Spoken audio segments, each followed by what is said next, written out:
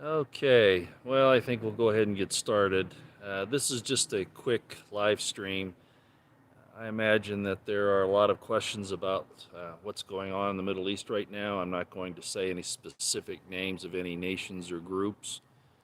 Uh, I do want to say something in summary, however, and maybe a little basic information, but I think it's too early right yet for me to actually go into an entire estimate of the situation. That's a military term, by the way, um, because we're not even 24 hours into this. Hello, everyone. Hi. It's Saturday night. Yeah, I was doing some other things and was looking at my Twitter and have been quite, X, I should say, and have been quite busy on X for the last hour or so, putting things up and reposting. Ladies and gentlemen, I'm not going to talk scripture, but I do want to mention something. There is a scripture that I'm sure a lot of you will be aware of. It says, I will bring an end to all nations.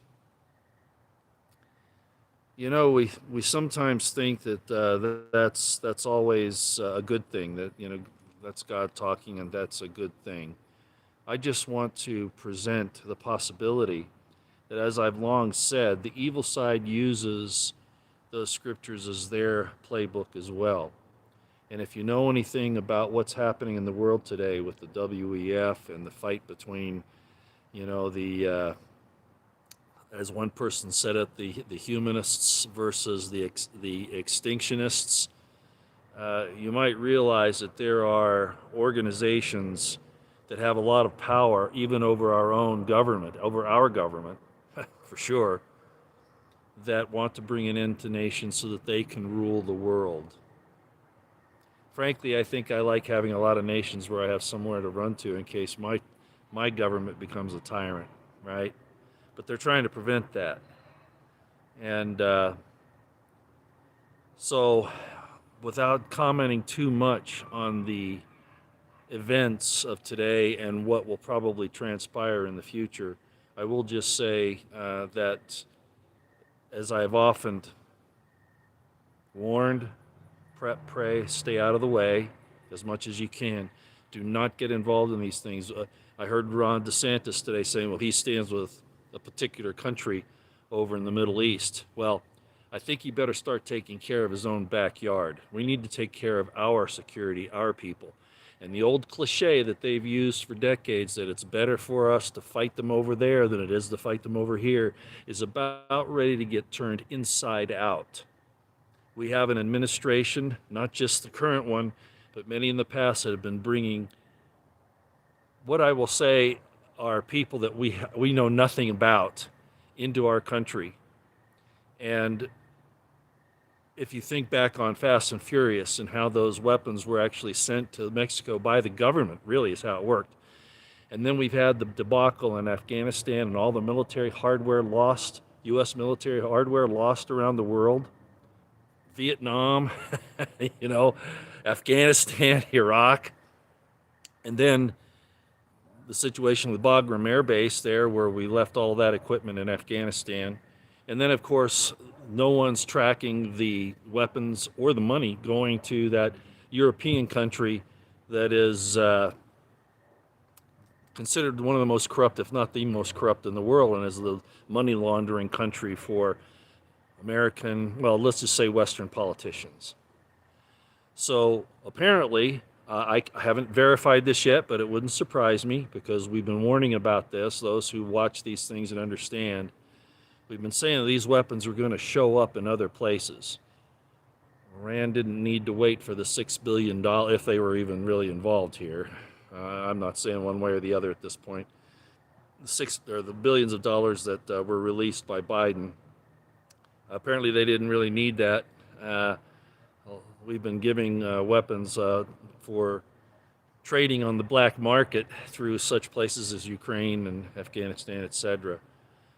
And you can bet that those same types of weapons are now, if not in the United States, although I think they are, they're on the border areas ready to cross, but I think they're already here. I'm pretty sure they are. So I could talk a lot about the history of the Middle East and what's been going on there and who's right and who's wrong. Not really anybody, but there are mitigating circumstances to all this. I'm not justifying anything. I see these poor people on both sides, innocent people being murdered and slaughtered, women and children. This is ungodly. God, people that say they believe in God are the first ones that will kill you for God. You know, Voltaire said it pretty well. I know a lot of people don't care for Voltaire, but he said basically, if you allow people to promote absurdities, you will also allow them to promote atrocities. Well, we're seeing that today. Our own government is against us. They've been allowing people in this country that they don't even know who they are. Well, they say they don't know who they are, but it's pretty obvious. Military-age men, hey, Israel has one of the most, I shouldn't have said that, but supposedly one of the most secure borders in the world, the Great Defense Dome and all of this stuff. What happened? Well, what happened on 9/11? How did those particular things occur with the security and defense apparatus? I think that's the way you say it, apparatus that we have here, because somebody opened the door. Somebody opened the door. They're blaming it on a catastrophic intelligence failure of the Israeli intelligence services. I say bullshit. Bullshit. That's all I'll say for it. This whole thing tonight. Like I said, I want to give it another probably 24 hours to watch what's happening. I don't believe anything is coming through the mainstream media, and the alternative media doesn't really always have the sources to be able to give really good information, so I'm also being careful there. For instance, this thing with Hamas saying that they've received weapons from Ukraine and from Afghanistan, the Taliban in particular. We'll see. I don't doubt that that's the case, but I don't want to say it definitively yet. All I will say is this.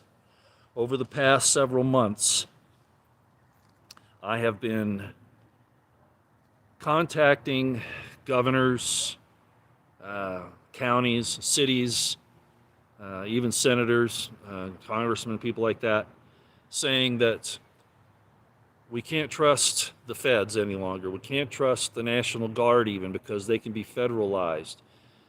We need real state militias, institutions put together by the state, the individual states, that are not beholden to the federal government in any way, shape, or form.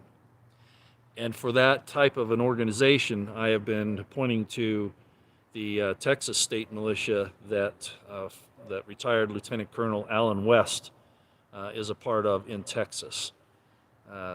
They can do all the things a state militia does, and I'm not talking about taking on the federal government. I'm not talking about that. I'm talking about what we're being invaded by right now and will be used against us. We need to have standing, ready to go, not just in our communities, and that's a fact. But of course, if you stand against their army that they're bringing in, you're considered the terrorist, right? You're considered a white supremacist, an extremist, or whatever. And if you defend yourself, look out. But it's coming down to where we need to have state assistance in handling this, and a state militia like the one in Texas would be the way to go. Again, I'm not saying the National Guard. The National Guard is useless to the states, in essence, especially in a situation like this.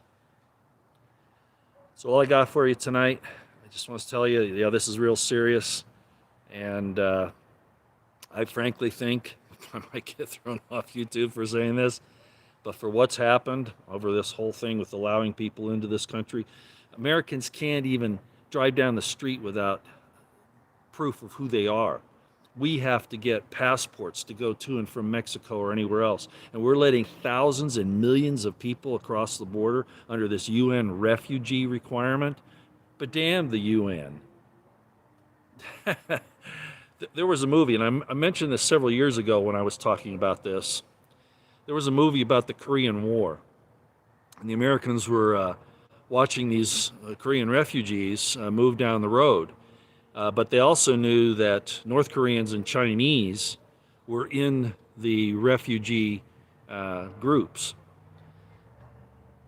How come they could figure that out then, but our government today can't figure out that our enemies, they're letting them in? Not just letting them in, they're doing everything they can to get them here. Under this UN program, this refugee program, which is nothing more than what I said a few minutes ago. They're making an end to all nations so that there will be a one world, all right? Yeah. Okay, it is Saturday night. I'm sure you got better things to do than listen to me.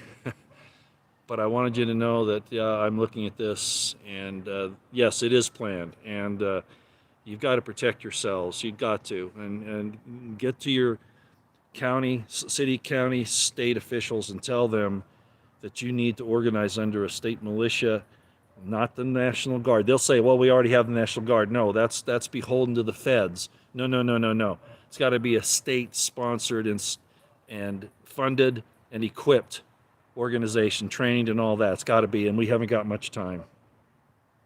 All right.